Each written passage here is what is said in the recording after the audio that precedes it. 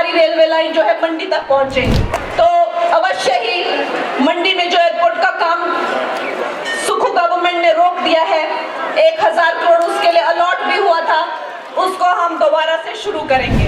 एक ड्रोन जिसकी कीमत लाखों में होती है, वो ड्रोन हमारी बहनों को देकर 2029 के चुनावों में जब महिला आरक्षण बिल लागू होगा और कश्मीर में भी भारत का ही संविधान आजादी के इतने वर्षों बाद अब लागू किया गया है कि उन्हें वहां पर नरेंद्र मोदी की सरकार चाहिए।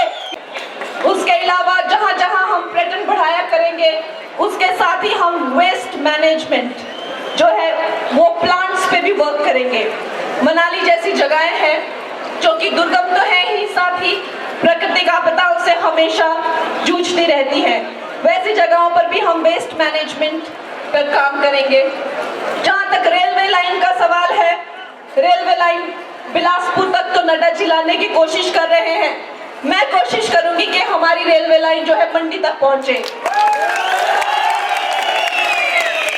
और साथ ही मनाली में हमने कोशिश की थी कि एक एयरपोर्ट खोला जाए, लेकिन अगर मनाली में संभव ना हुआ तो अवश्य ही मंडी में जो एयरपोर्ट का काम सुखू गवर्नमेंट ने रोक दिया है। 1000 करोड़ उसके लिए अलॉट भी हुआ था, उसको हम दोबारा से शुरू करेंगे। जो हमारे ग्रामीण क्षेत्र की बहनें हैं, उन्हें आधुनिकीकरण से खेती करने का मौका मिलेगा। एक ड्रोन जिसकी कीमत लाखों में होती है, वो ड्रोन हमारी बहनों को देकर आधुनिकीकरण की दृष्टि से जो है उन्हें खेती करने का मौका मिलेगा।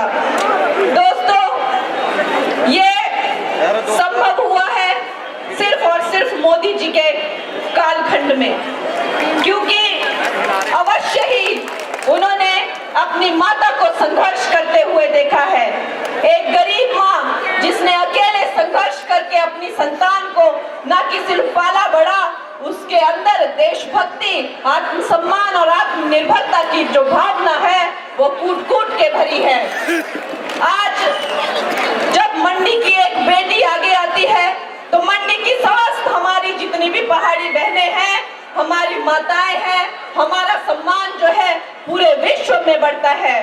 और इसका और भी बड़े स्तर पर जो देखने को मिलेगा 2029 के चुनावों में, जब महिला आरक्षण बिल लागू होगा और 68 सीटों में से 22 सीटों पर हमारी महिला एमएलए लड़ेंगी और ऑफिस ज्वाइन करेंगी।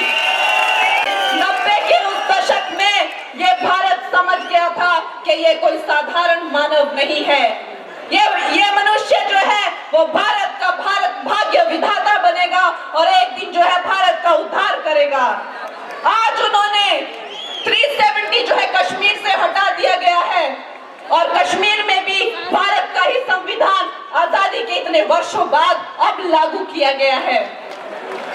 और पीओके में तो ये आलम है कि वहां पे गृह युद्ध चल रहा है, इसलिए नहीं कि उन्हें अपना एक देश बनाना है, इसलिए नहीं कि उन्हें वहां पे अपनी सरकार चलानी है, इसलिए कि उन्हें वहां पर नरेंद्र मोदी की सरकार चाहिए, इसलिए कि उन्हें भारत का एक हिस्सा बनना है।